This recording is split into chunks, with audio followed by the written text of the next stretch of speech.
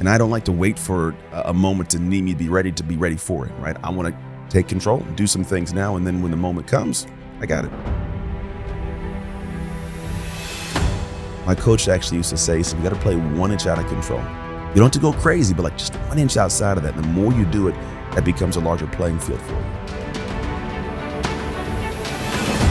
I think when I say me in power, it means that I'm going to bring the best of me with a pure confidence, right? Doesn't mean I'm in control per se, but I'm in my own power, meaning whatever my strength is, I'm going to exercise that.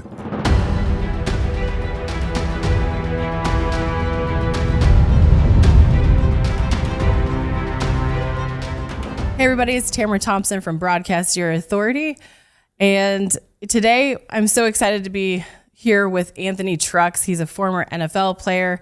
He's basically turned into transformational coach in so many different ways. I watch his content all the time. I'm super inspired by this man's story. And I'm going to let him share a little bit more about that. But he's gone through a lot of ups and downs from childhood all the way to growing into starting his own gym, to failures, to doing what he does now. And he is just an incredible human being. And I'm so excited to have Anthony here today. Thank you for having me. I'm excited to be here too. Yeah, no, I've been watching your content for a while, actually. And you actually spoke at one of our other clients' events, Allison Maslin. Yeah. And it was cool because I saw that content as well. And then, I was watching your podcast. I'm like, this guy, I have to know him. I was like, I just felt called to reach out. I didn't even know you watched that. It's good to know now. Yeah. No, and then when I came across your story, I was like, this is incredible. I mean, tell us. So, you started your story journey, a couple different journeys throughout, one at a young age. Tell us a little bit why you started there. I find life has waves, right? There's times you kind of go through some and then you get on your feet and then it knocks you down again, right? Exactly. As a kid, I was given away at 3 years old in foster care into a really heinous situation because at the 1986 when I was in it, there wasn't much to be able to protect the kids. And so we were what's called a paycheck, meaning as long as we don't get hurt or die, like the people get a paycheck. So I was like beaten and starved and tortured and made to chase chickens to earn meals and just weird stuff. And it left me in a situation I didn't really feel good about myself, which is, what you would expect when that kind of situation happens. I eventually got put into a family. It's my current family, a very poor, all-white family. So I didn't have this really sense of self. So my work's really an identity, and it stems from that part of my life. And then navigated the whole, foster care world, finally got adopted 11 years after, at the age of 14, by this family, entered the world of trying to be a new me and tried something new, which was football. Was horrible at it, because that's how you start something.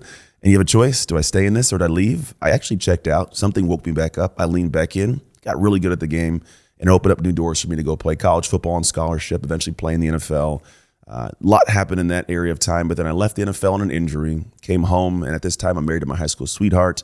We have 3 kids. I had one who was a sophomore in college. We have twins.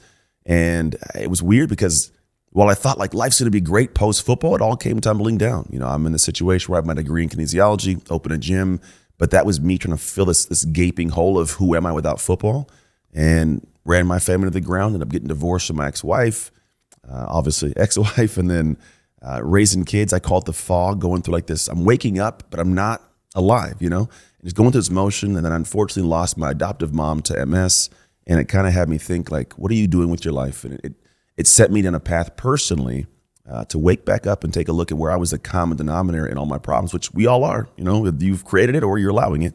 And it woke me up and I started changing my life and eventually remarried my ex-wife 3 years later. We're now 8 years almost deep in a remarriage. Got my son who I had in college goes to that college now, which is the University of Oregon. I got twins that do their thing. Like I'm in a real cool, I got a good cadence of life. I get to impact amazing people. I get to speak and talk, teach people how to do the exact same thing, but really it's also I can be at home and be at peace with my family. What was it like when you were drafted in the NFL? What was it like in that sense? And then tell us a little bit more about that. Yeah, NFL's an interesting monster, man. Like I ended up getting picked up as a free agent with the Buccaneers, with John Gruden before he started sending crazy emails, I guess. And it was interesting because you get in this world where in college football, like you're there, you got a job, you're set, right? But here they tell you every day, like, hey, if you don't get it figured out, like you're going home. There's thousands of guys who want your job, so figure it out. And then also on top of that, for me, I wasn't used to being away from my wife and my son. And so like I had this family that I always wanted that was like there, and now you're thrust in this world. And here's the thing people don't grasp.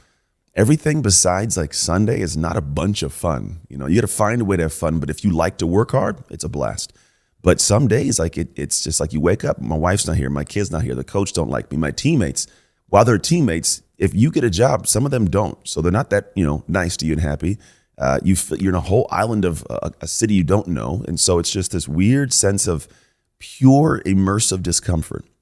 And some people can sink and they do, and some people can swim and they do. And so it's a matter of where do you set in, but I believe it creates a great catalyst moment for you to actually become better or fall to the wayside. Yeah. If I can ask a question, what was the moment like when you got adopted? I know you were in the family for 11 years, whatever it was, but it was a moment where the paperwork was signed and it's like, you're safe. Yeah. Because, growing up, my dad died, so I was always worried because we didn't have an extended family that I would go into foster care, which was probably the fear of my life. I used to watch my mother sleep to see if she was breathing because I was always petrified to go into foster care. Yeah. So that moment, to me, like when you said that you were in foster care and then you were adopted, that was... It's a big moment. Yeah, I just listening to it. I couldn't imagine what that felt like. So what was that like, the moment that you was like, you're safe, we got you? It was two definitive weird moments in that situation. The first one is I actually had to stand up in front of a judge at 14, look my biological mom in her eyes and say, I don't want you to be my mom anymore, which is really hard because when you're in foster care, all you want is to go home. And so you get to this point of like, there's a whole lot that took place. I mean, my mom would miss visitation, lie to me. I was wet in the bed until 14 years old because of the conversations we'd have. And then finally at 14, like woke up and I go, I don't want this. And it was like almost like an overnight flash of a moment. So I had this moment and I had this, this conversation. And for me, it was more of, I wanted a little sense of freedom, like, cause she actually confined my life. Couldn't play sports, couldn't travel, couldn't do anything because of what's called parental rights. Not in the house, but has control of what takes place. And so when I did that, the first thing was like, I was like, oh, I'm free. But the hard thing that was for me like to accept, which was a great sadness, was I realized in foster care, you can come home any day and your clothes are in a black garbage bag. There's a car out front and you walk to the car and they take you somewhere new. And every day you live in fear of that moment because you have no idea when it's coming. And when it comes, you have no idea if you're going somewhere better. I do remember going home that day and going, I have this assurance for sure that the first, place I wake up in the day, this is the same place I'm gonna go to bed. Like I get to stay here no matter what. No one's coming to take me away. It's never feared anymore. And it was a great sadness because I go, man, it's great, but like it felt bad. I'm like, that's at 14 years old, I have to feel like to live a life like that. And so I remember at those moments just like feeling gracious and happy and grateful for the situation, but really feeling like, wow, it took 14 years to know that for sure this is my home. Did that moment make you feel everything else you've done bulletproof, that like I've been through hell? Like not then. No. What was then. the moment where you're like, I've been through hell, I got this? So it actually took place when I was 15. And it wasn't, there's multiple moments. I call it dark work. It's actually my whole company's based around this. And what it was at 15, I sucked at football. Like I was horrible at the game, right? And most people go, oh, you played in the NFL. Yeah, didn't start that way. But what happens, we all take on some new thing that we're excited about. I want to try this, it's gonna be fun, right? And you enter into it and you go, oh my gosh, I suck. And you have this emotional discomfort. You don't feel bulletproof. You feel like you're wearing nothing. You feel like you're naked and running around the field, right? And so what happens is I had to go through this journey of like subjecting myself to this discomfort daily to generate a sense of skill, but also confidence. And so what happened was a moment when I got to the next year after one off season of just doing this crazy work I call a dark work experience. Didn't call it that then. I was just a kid doing work. But I had this mentality of like, I'm on the football field and I was drawing from something different, which was if that ball's in the air, it's my ball. I get the touchdown if I have it. I'm tackling. If you don't get to do that, like this is my play, I win regardless. And it was this different sense that came from what I had gone through previously, but also what I'd worked for. So at 15, I had that for football, but I didn't have it for life yet, right? So football was a great catalyst to push me to another level. And over the years of life, I got that second moment of having that. It was, I want to say like 2016, because I woke up one day and I was like, I don't like this guy. I'd been through a lot of crazy in life. I've been divorced. I was not a good father. I wasn't a good husband at all. Business wasn't going very well. Like it was weird. And I go, I don't like this man. I look myself in the mirror and I go, I don't like you. And it took me to a place where I tucked away from the world for about 3 months and just did some really uncomfortable, difficult things that were able to help me rebuild that same sense, but for life now. Because although I'd played in the NFL, like part of me goes, do you belong? Like your mom didn't want you. Do you belong? My marriage was there. And it's like, but did you deserve to have a marriage? Like, do you deserve to have kids? Like, what do you do? Like, I just wasn't in that place. But I started doing the things kind of like I did when I was in football and started building and building. And then a moment in time came to a place where I go, no, I'm cut out for this. And then you start looking at all those little crazy things.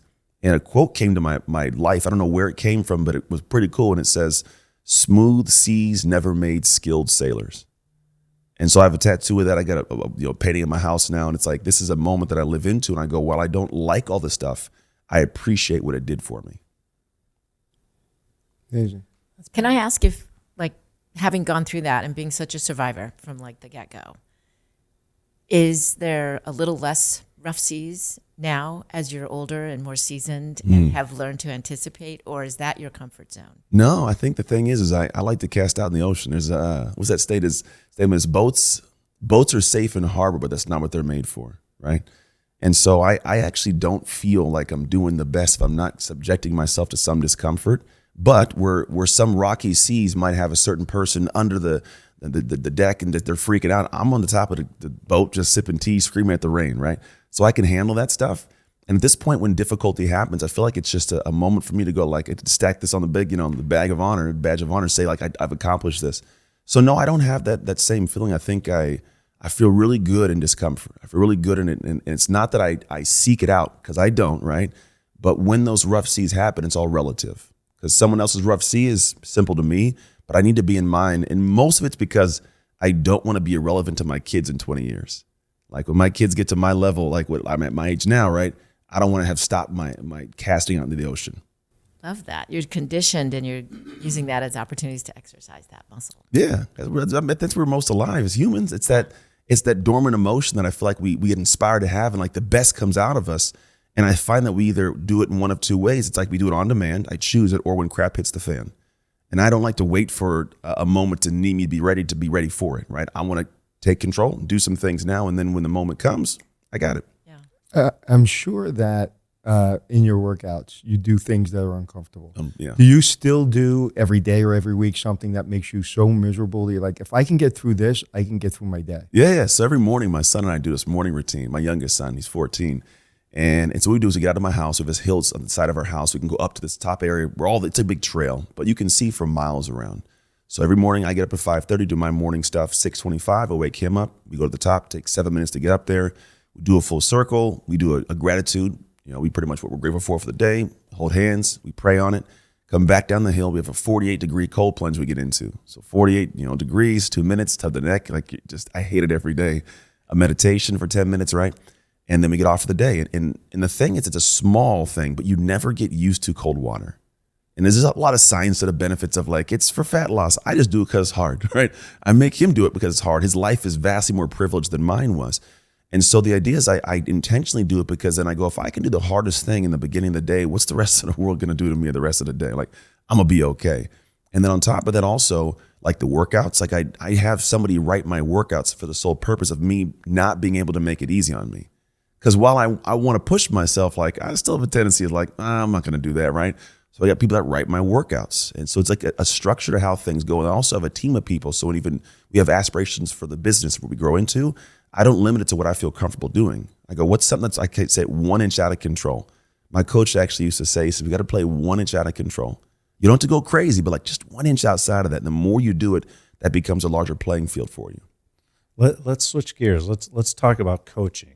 Yeah. So you're inspiring others and you're coaching a lot of folks out there. Who is the perfect avatar? What is the candidate that seeks your help? Yeah, man. I love. And what type of coaching are you doing? Yeah, so I work in identity, right? I believe you cannot attain or sustain a life above who you are, your current identity.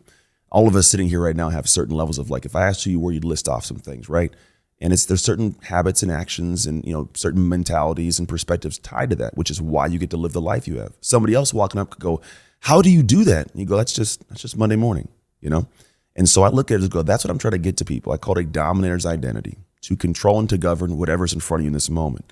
Now, the way that I look at the person who's the best fit is the individual who goes, I have this ambition and I have a potential that I know I'm not reaching, right? And it can, at any walk of life, athletes, coaches, business owners, executives. I've worked with Amazons, PayPal's, T-Mobile's, because everybody has some initiative, has some goal, some aspiration. And it's not that you don't know what to do. I mean, oftentimes there's that gap of information, but if you get a consultant or a coach, right, the problem is, will I do it? And so what I'm able to get you to step into is creating those moments, those daily little pockets that guide you into it, to where over time, not only do you achieve it, but you become the kind of person who does it naturally.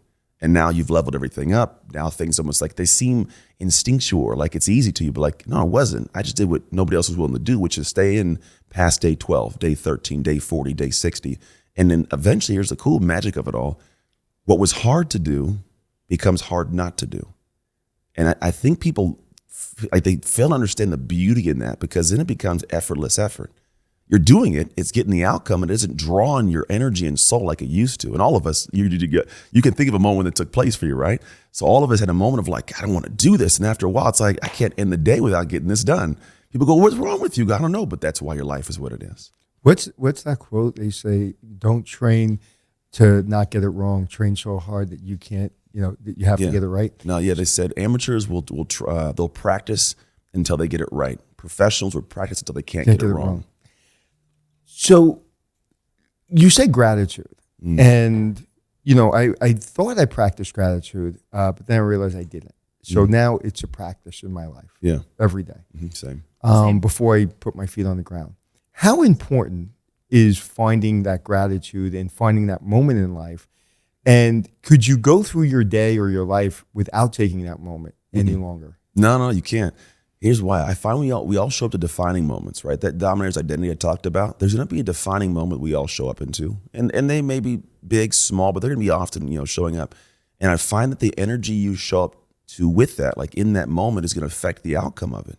If I show up in this sad and uncomfortable and happy kind of moment, right? Then the moment comes and it passes, and what could have been never comes to be. And I go, when I show up to moments, if I'm in joy and I'm in happy and I'm in power, right? I have a vastly better outcome on the backside, 10 out of 10 times. I'm going to interrupt you right there. Please. You said, I'm in power. Yeah. Define that for people. So I think when I say me in power, it means that I'm going to bring the best of me with a pure confidence, right? Doesn't mean I'm in control per se, but I'm in my own power, meaning whatever my strength is, I'm going to exercise that. And so when I show up with my energy to do that, I'm good. But some people can show up and like, I may have that, but I go, I don't feel like it today, right? The energy's not there. And so for me, the gratitude practice I look at is I genuinely wake up every day and go, my own son lives in my house. Like I didn't have that as a kid. Like I didn't have mom or dad or siblings. So the fact that my son is with me every morning, like it's still like this morning, I left my house at 3:30 in the morning. I kissed all my kids on the way out the door. Like it still gives me like this is cool. Like this is not normal for me. I know what statistically I could be. If you go to any prison in America, 75% of the inmates are former foster kids. Like 3 out of 4. And it's not an accident. It's a craziness that takes place. And so I go, I know 100% what life could be. So when I get to come hang out with cool people, I'm like, hey, let's rock and roll, right? Because I have a different energy because I know what life could be. And so it drives me when I get to defining moments differently. 3 out of 4 people in prison were in foster care. Yeah. That's insane. Crazy. Half the homeless population has spent time in foster care because when you turn 18, the state doesn't give a check anymore. So a lot, like my little brother's family went from, they were in this town called Delhi in Modesto in California. And then when he turned 18, they moved to New Mexico and didn't leave him the address. Just poof, gone.